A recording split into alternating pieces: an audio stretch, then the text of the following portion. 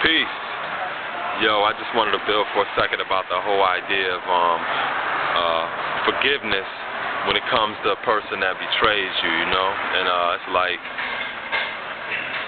when you think about betrayal, you know, and forgiveness and shit like that, you know, first of all, you have to take responsibility for yourself, you know what I'm saying? If you're doing things that's right and exact, you're being righteous, you're being just, and you're being true with your ways and actions, then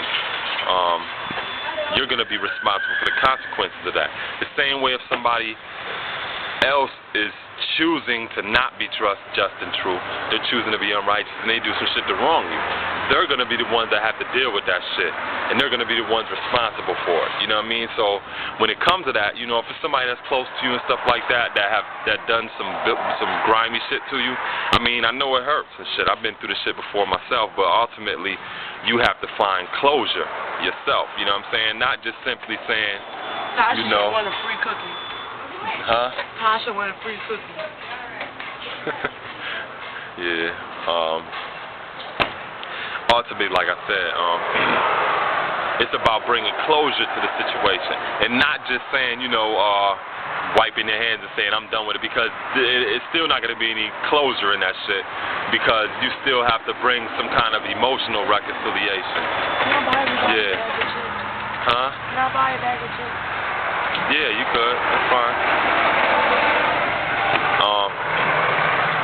You ultimately have to bring some emotional reconciliation to the situation, because, you know, I've known people who had some fucked up shit happen to them as children, and, you know, maybe it was a parent that did the shit, and they still fucked up about it. It's 25 years later. You know what I'm saying? So it's like there comes a time in your own growth and development where you quit relying on a person to correct the wrongs that they've done to you, and basically resolve that within yourself by giving forgiveness. And when I say you're giving forgiveness, I'm just saying that you're not walking around, huh? Oh no, Cypher, I'm fine. You're not walking around carrying this shit on your shoulders. You know what I'm saying? Every time you see this motherfucker, you got a frowned up face and they making your blood pump and shit like that, and you feeling anxiety because you see this motherfucker. There comes a time where you have to bring some type of emotional closure to that situation, and that's ultimately forgiveness. You know what I'm saying? That's ultimately forgiveness. When you can see this motherfucker and you not feel any kind of way about them, not bad or good. It's just like, oh, okay, you looking at a piece of paper on the ground. But it takes time to get to that point where you can have that kind of emotional closure, you know what I'm saying? So that's what you essentially want to strive for. So you have to ultimately speak that into your life first and foremost. You know what I'm saying? To say that, you know, you forgive them. That's what it means to confess with your tongue and shit. You know what I mean? Once you do that, you have to find ways to bring some kind of emotional closure to that situation, because you don't want to keep carrying that shit around. You know what I'm saying? It's kind of like having a bully living on your block. You know what I'm saying? Some people, you know, the way they think that they've defeated the bully or have resolved the situation is these motherfuckers just go opposite direction to walk to school. You haven't resolved that conflict in your life. You're still carrying that shit around, and that bully still has an effect on your life because you're going a whole different direction. Yeah. Can I get a cookie instead of chips? Yeah, that's it. How much is the cookie? I don't know, about knowledge or something like that. I don't know. You see? Yeah, you know.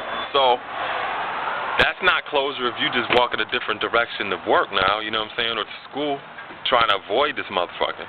Because they're still present in your life, because you actually have to think about walking a different direction in order to get around the situation. So closure is when you can walk down the block, look the bully that's sitting on this porch in the face, and say, motherfucker, my heart don't pump Kool-Aid no more.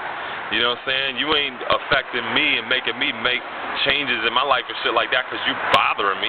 You know, it's kind of like situations happen the same exact way when you have open Quran or you don't have any closure on different situations that you go through. And it's especially more difficult when it's people that's close to you, because that betrayal hurts a lot worse. You know what I'm saying? We have a quote in the Gods and Earth that we deal with, and, you know, we say that the worst devil is the black one, you know what I'm saying? The one that looks just like you and shit, you know what I'm saying? The motherfucker that you just take for granted, and you don't expect certain things to happen or to come from them, but it's like you can't You know, living in this life, you can't take gain or loss to heart. You know what I'm saying? You take gain to heart, now you're building a pedestal for yourself. And when that pedestal topples over and shit, you know what I'm saying?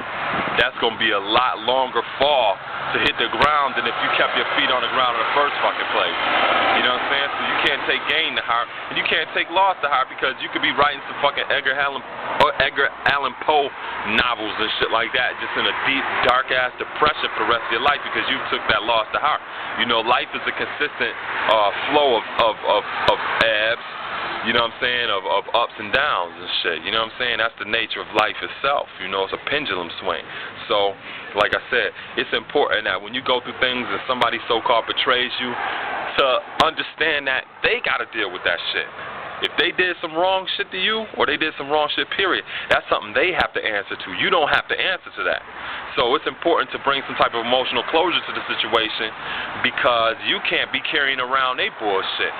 Because now, you stepped on the goddamn wheel of karma just like them, because the shit's going to come back around to them. Now, if you walking around mad and angry and screw-faced and all this other shit, and it's a beautiful-ass day out like this,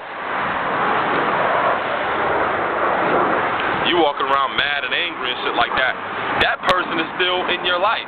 Even though you're avoiding them, even though you're saying that you're done with them, even though you're saying that they're not bothering you no more, you don't talk to them, they're talking to you every second of the day because they're fucking with your psychology, which is going to affect your sociology, which is going to ultimately affect your economy.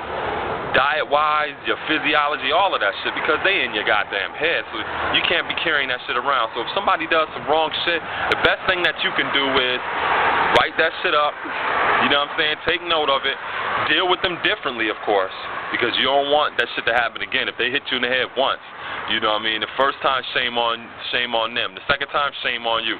You know what I'm saying? So you obviously want to change your approach in the way you deal with them, if you do choose to deal with them. But you can't hold any ill feelings toward them, because then you become the same devil that you despise seeing in them. You know what I'm saying? And that's the shit that you don't want to do. So with all that said, you know, I just wanted to add on with that. So peace.